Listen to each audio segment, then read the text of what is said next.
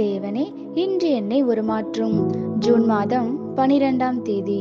வார்த்தை வழிநடத்தினர். சங்கீதம் 119 169. கர்த்தாவே, என் கூப்பிடுதல் உமது சந்நிதியில் வருவதாக. உமது வசனத்தின்படியே என்னை உணர்வுள்ளவனாக்கும். வாசிக்க வேண்டிய பகுதி 2 தீமோத்தேயு 4ஆம் அதிகாரம் 1 முதல் 5 வரை. நாம் தேவனுக்கு முன்பாகவும் உயிரோடு இருக்கிறவர்களையும் மரித்தவர்களையும் நியாயம் தீர்க்க போகிற கர்த்தராகிய இயேசு கிறிஸ்துவுக்கு முன்பாகவும் அவருடைய பிரசன்னமாகுதலையும் அவருடைய ராஜ்யத்தையும் சாட்சியாக வைத்து கட்டளையிடுகிறதாவது, சமயம் வாய்த்தாலும் வாய்க்காவிட்டாலும் ஜாக்கிரதையாய் திருவசனத்தை பிரசங்கம் பண்ணு. எல்லா நீடிய சாந்தத்தோடும் உபதேசத்தோடும் கண்டனம் பண்ணி கடிந்து கொண்டு புத்தி சொல்லு.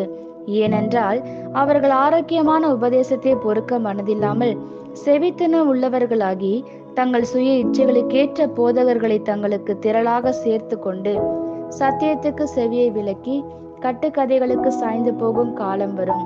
நீயோ எல்லாவற்றிலும் மனத்தெளிவுள்ளவனாய் இரு, தீங்கு அனுபவி, சுவிசேஷகனுடைய வேலையை செய், உன் ஊழியத்தை நிறைவேற்று. ஆமேன். உணர்ந்து கொள்ளுதல் என்பது உட்பார்வை. அதுவே வாழ்க்கையை கட்டுப்படுத்தும் வல்லமை. நம் சூழ்நிலைகளுக்கு மேலாக எழும்ப வெற்றியுள்ளவர்களாக இருக்க உணர்வையும் வெளிப்பாட்டையும் பெறுவது அவசியம். ஆனால் இதோ ஒரு முக்கிய வழிகாட்டி.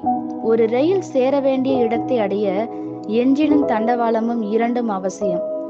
என்ஜின் அல்லது வெளிப்பாடுகள் தான் உந்தி தள்ளும் வல்லமை. வேத வசனங்கள் அந்த வல்லமையை சரியாக உபயோகப்படுத்தும் தண்டவாளங்கள். தண்டவாளங்கள் இல்லை என்றால் என்ஜினுடைய வல்லமை வீணாகும். ரயில் தடம் புரண்டு மிகப்பெரிய அழிவு ஏற்பட்டுவிடும். வெளிப்பாடுகளே ஆவிக்குரிய தளத்தின் மொழி. நம் ஆவிக்குரிய வாழ்வில் நமக்கு வல்லமை தேவை என்றால் நமக்கு வெளிப்பாடு தேவை. ஆனால் வெளிப்பாடு எப்பொழுதும் எழுதப்பட்ட வசனத்திற்குள்ளேயே மறைந்திருக்கும். கள்ள தீர்க்கதரிசிகள், கள்ள போதகர்கள், கள்ள உபதேசங்கள் இருக்கிற கொடிய காலங்களில் நாம் வாழ்கிறோம். நாம் இதை குறித்து எச்சரிக்கையா இருக்க வேதம் அறிவுறுத்துகிறது. இந்த எல்லா உபதேசங்களிலும் இருக்கும் ஒரு பொதுவான காரியம் முழுமையின்மை. பரிசுத்த வேதாகமம் ஆதரிக்காத எந்த ஒரு காரியத்திற்கும் செவி கொடுக்காதீர்கள். வேத வசனம் இல்லாமல் வெளிப்பாடு இல்லை. கர்த்தருக்கு விரோதமான ஞானமும் இல்லை, புத்தியும் இல்லை, ஆலோசனையும் இல்லை. பரிசுத்த ஆவியானவர் ஒரு வெளிப்பாட்டை தரும்போது அது முழுதும் தேவ வசனத்தை சார்ந்திருக்கவும் இயேசு கிறிஸ்துவை உயர்த்துவதாய் இருக்கவும் பார்த்து கொள்கிறார். எல்லாவற்றையும் சோதித்து பார்த்து நலமானதை பற்றி கொள்ளுங்கள். தேவனுடைய வசனத்தை நேசித்து பரிசுத்த ஆவியானவரில் நடக்கும் ஒவ்வொருவருக்கும் வெளிப்பாடு அளிக்கப்படுகிறது. பிசாசினால் பார்க்க முடியாததை நீங்கள் பார்க்க வெளிப்பாடு உதவுகிறது.